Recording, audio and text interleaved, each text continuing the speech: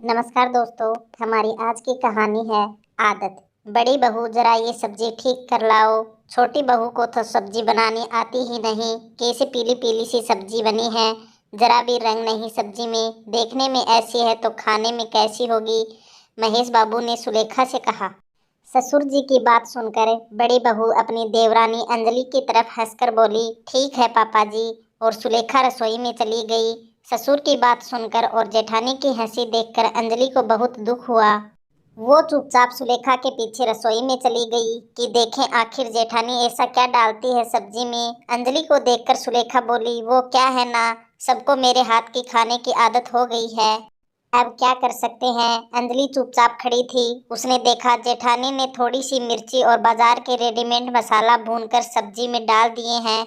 कुछ अलग नहीं किया, केवल सबको आदत हो गई है उसकी सब्जी में कमी निकालने की। जब से शादी हुई है उसके बनाए खाने पर हमेशा ससुर जी जेठानी से कहते हैं कि पहले सब्जी ठीक कर लाओ। अंजलि ने बहुत कोशिश की कि उन लोगों के पसंद की सब्जी बनाए, खूब मिर्च मसालों की। इसलिए पहले वो अपनी सब्जी निकाल लेती थी और फिर सबकी सब्जी मिर्च मसाले डालकर भून देती। फिर भी उन्हें उनकी सब्जी में रंग नहीं दिखता था। रात को उसने अपने पति आदित्य से पूछा कि आज सब्जी कैसी बनी थी। अंजलि, सब्जी तो तुम्हारी बीमारों जैसी बनती है, उसमें रंग नहीं आता तो देखने में भी अच्छी नहीं लगती। तुम समझ रही हो ना मैं क्या कहना चाह रहा हूँ, कि थोड़ा प्रेजेंटेशन की कमी है। नहीं आदित्य, तुम गलत कह रहे हो।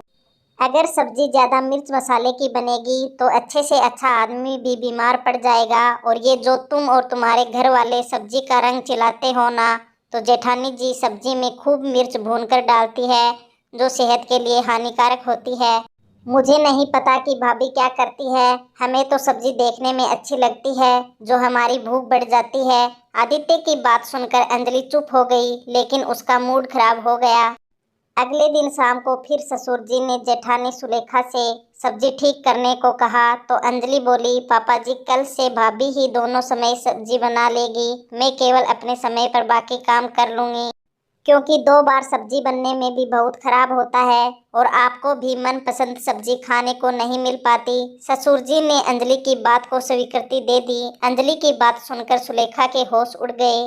रोज अंजलि पर हंसने वाली सुलेखा को अब अपना बढ़ा हुआ काम दिखने लगा। सुलेखा बोली, अंजलि तुम काम से बचने की कोशिश कर रही हो, मैं नहीं करूंगी तुम्हारे हिस्से का काम।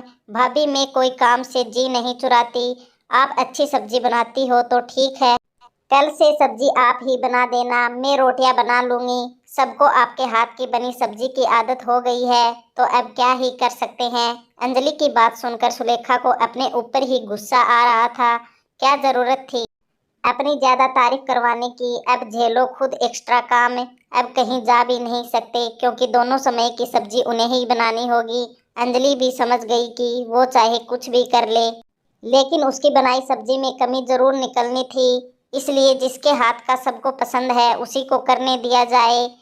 क्यों ज्यादा सोचकर अपना दिमाग खराब करना। हाँ, एक ख्वाहिश मन में जरूर अधूरी रह गई कि अपने पति और अपने परिवार को अपने हाथ से नई नई डिश बनाकर खिलाए। जाने कब ये अधूरी ख्वाहिश पूरी होगी। जब तक जेठानी जी का जादू सबके सिर पर चढ़ा है तब तक तो ये संभव नहीं है। इसलिए खुद में खुश रहो। तो दोस्तों, हमारी आज की कहानी कैसी लगी। अगर कहानी पसंद आई है तो लाइक कमेंट शेयर और चैनल को सब्सक्राइब जरूर कर लीजिएगा।